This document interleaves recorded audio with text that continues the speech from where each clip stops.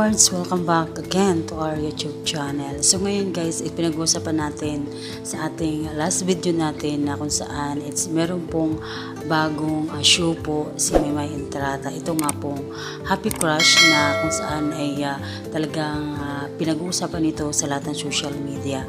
At ito ngayon guys is tanong sa ilan sa mga Miward fans kung bakit hindi kasama sa Happy Crush na bagong proyekto ni Maymay Entrata ngayong pagpasok po ng year 2025. Bakit hindi po si Edward ang kasama ni Maymay? Ito po ay ilan po sa mga komento po ng mga netizen, lalong-lalo na sa mga fans po ng Miward na matagal na nilang inaasam-asam at hinihintay na pagkakataon na muli pong magkasama si Maymay Entrata at si Edward Barber.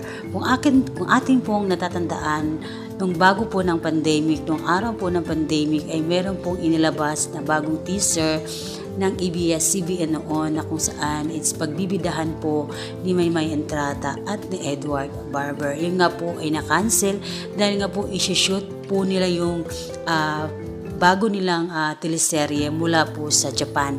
Since COVID po at lahat po ng mga flight noon is cancel or naka-van, ay talagang hindi po sila pwedeng mag-taping po mula sa Japan. Kaya naman guys, kinansela po nila lahat ng kanilang show noon sa ABS-CBN. Kasama na nga doon ang bago sana nilang pagsasamahan ni Edward Barber. Yun nga pong yung heart to heart na kung saan ay hindi po natuloy.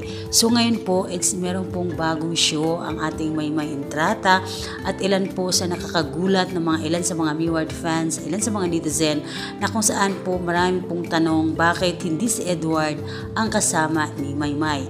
So ilan po sa mga Miward fans talaga ay pinanghihinayang ito dahil ito nga po ang tamang pagkakataon na sana nga muli pong magkasama si Maymay at Edward. Ito po yung tinatawag nilang reunion back nila. So although magkasama sila noong pelikula nila noon na Princess Diaries last year na kung saan ay kasagsagan po yun ng pandemic at natuloy pa rin na ipalabas sa mga sinihan yung pelikula ni Maymay at ni Edward. Ito po yung Princess Diaries.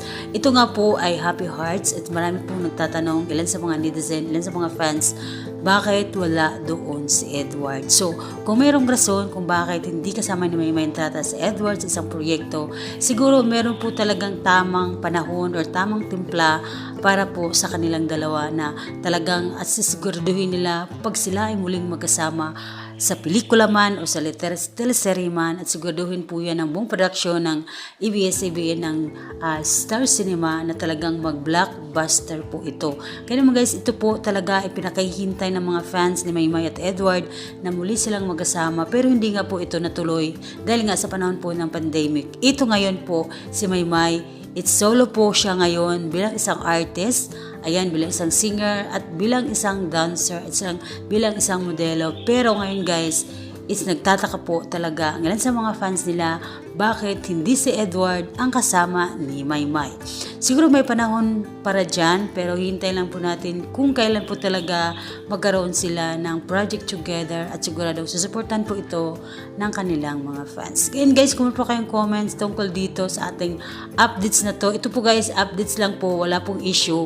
Ito po ay akin lang pong survey po at nagtataka po ako kung bakit hindi kasama ni Maymay si Edward sa isang show po nila na bago. So yun guys, kung po kayong comments, ibigay nyo po yan sa baba at pag-uusapan po natin yan doon po sa baba ng ating video na ito. Yan lang po guys sa aking updates at huwag nyo kalimutan guys mag-subscribe to our YouTube channel.